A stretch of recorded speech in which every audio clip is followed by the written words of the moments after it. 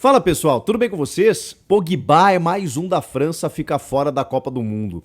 A lista de 55 nomes da seleção brasileira, aquela pré-lista do Tite, vamos falar sobre alguns nomes que já vazaram. E o Daniel Alves, hein? Ele ainda tem chance. Eu vou explicar essa história. Chega mais, eu sou o Chico Garcia, inscreva-se no canal e vamos juntos!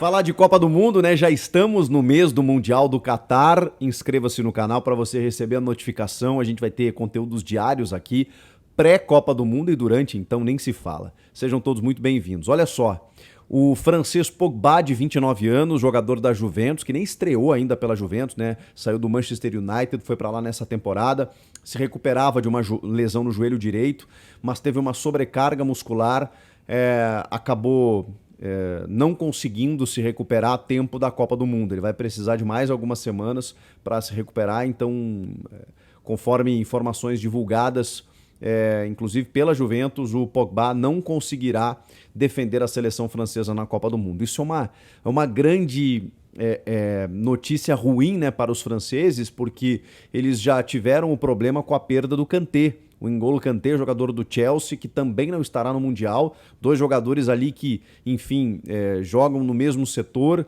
Inclusive, a boa notícia era que o Pogba estava se recuperando com a lesão do Kanté.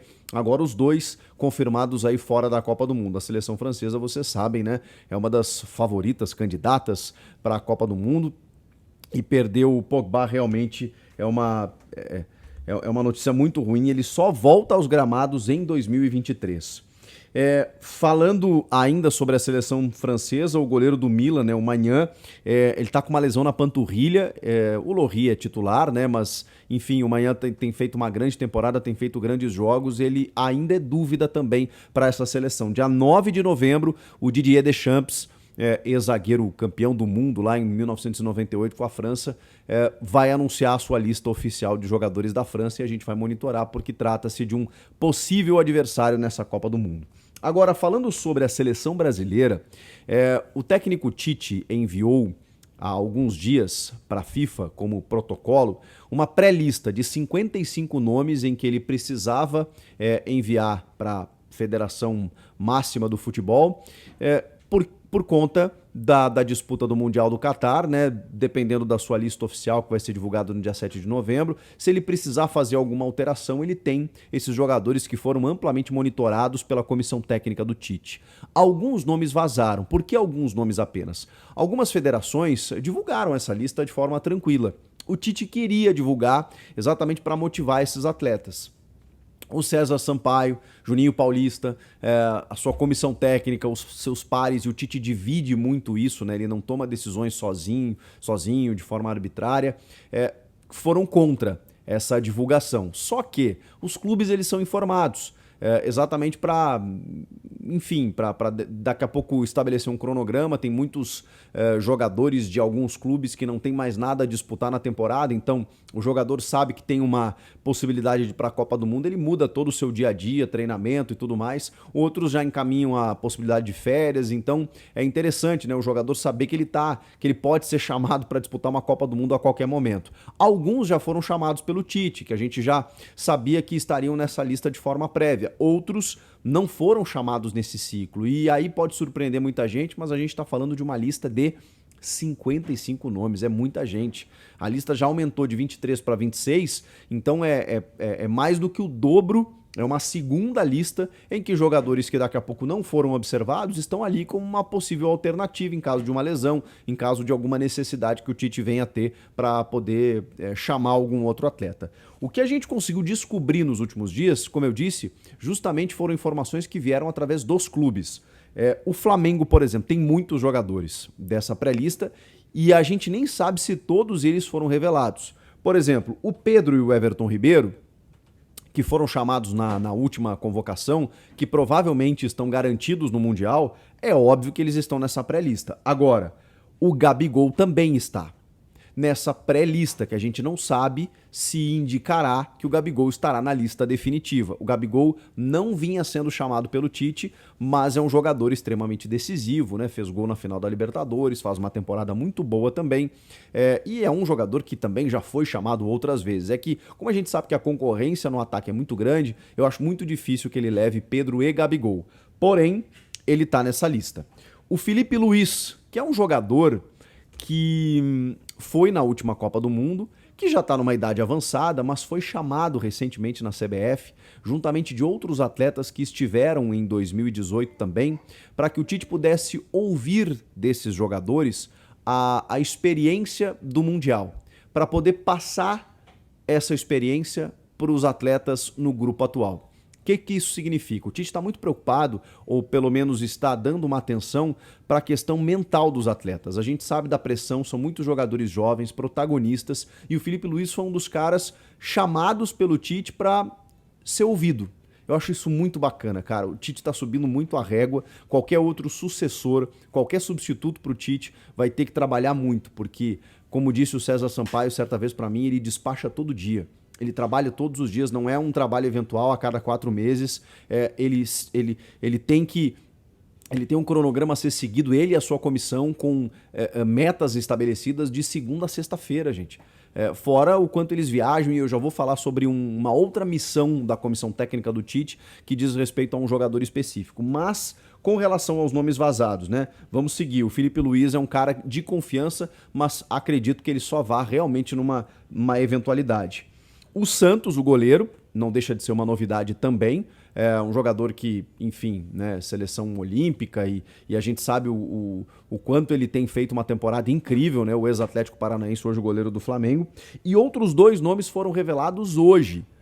Rodinei, lateral direito, e João Gomes, o volante. Nomes que a gente não pode discutir. A lateral direita, inclusive, é um problema. Tem a questão do Daniel Alves, que eu já vou falar sobre isso.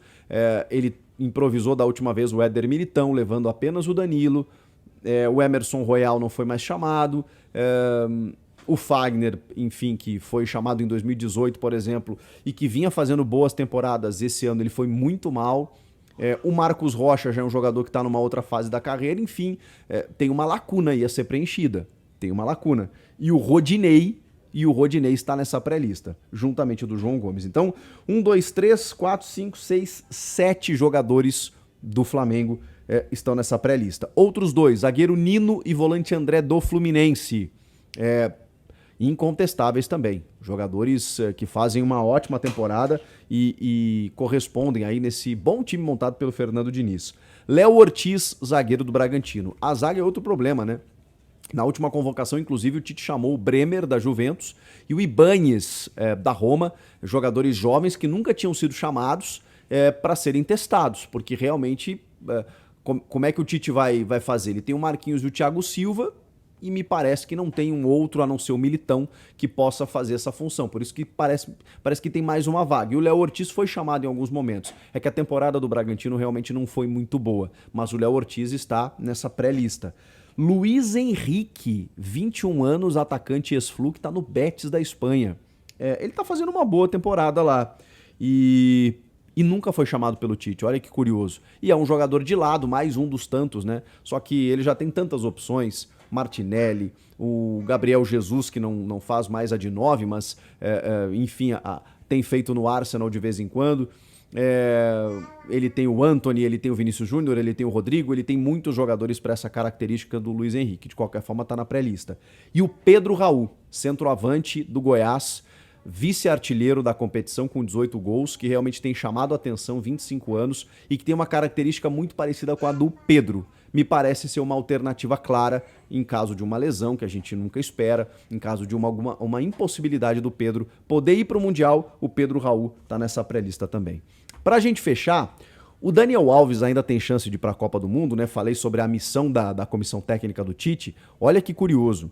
A comissão técnica, formada por Kleber Xavier, o auxiliar, o Fábio Masserejan, preparador físico, e o Bruno Baquete, analista de desempenho, eles estiveram observando alguns jogos na Europa e foram acompanhar o treinamento do Daniel Alves no Barcelona B, o Barça Athletic. que é comandado pelo Rafa Márquez, aquele zagueiro mexicano que foi zagueiro do Barça durante muito tempo. Ele é o técnico dessa equipe B do Barcelona que disputa a terceira divisão espanhola. O Daniel Alves tem contrato com o Pumas do México, vocês sabem, mas ele não vai mais jogar lá, porque o Pumas foi eliminado precocemente do Campeonato Mexicano. Ele precisa jogar, ele precisa treinar, resolveu ir ao Barcelona para resolver essa pendência. E, segundo informações, a comissão técnica do Tite ficou impressionada com o desempenho do Daniel Alves nesses treinamentos, inclusive em contato, em conversas com o Rafa Márquez, que é o seu comandante. Diante disso, gente, me parece que o Daniel Alves está mas muito no radar. Ele está na pré-lista, ele está no radar, ele está com uma possibilidade, pela experiência que ele tem em apenas 7 jogos e na dúvida que o Tite tem na lateral, eu estou quase inclinado a dizer que o Daniel Alves vai. A gente não sabe, porque a lista não foi divulgada e só saberemos dia 7 de novembro. Mas me parece uma informação muito importante, muito interessante para a gente observar de que a comissão técnica está olhando os caminhos, o dia a dia, para saber se o jogador tem condição ou não. E diante dessas informações, me parece que esquentou o nome do Daniel Alves mais uma vez. E aí, o que vocês acharam das informações sobre Copa? Comenta aqui, inscreva-se no canal, sempre importante pra gente. Eu volto na próxima. Tchau!